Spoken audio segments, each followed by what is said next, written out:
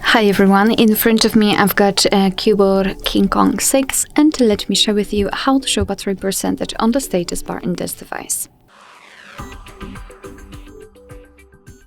So fortunately in this device this operation is pretty simple. All we have to do is to enter the settings and here tap on the battery, which should be on the 4th position, so let's tap.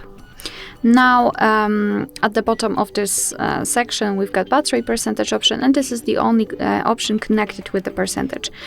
So we can activate it just by tapping on the switcher, and you can see that your device will right now display the exact percentage of the usage of the battery next to the battery icon, and unfortunately this is the only way we can display it. We cannot display it, for example, inside the battery icon.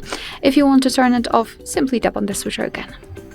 Alright, so that will be all. Thank you so much for watching. I hope that this video was helpful, and if it was, please hit the subscribe button and leave the thumbs up.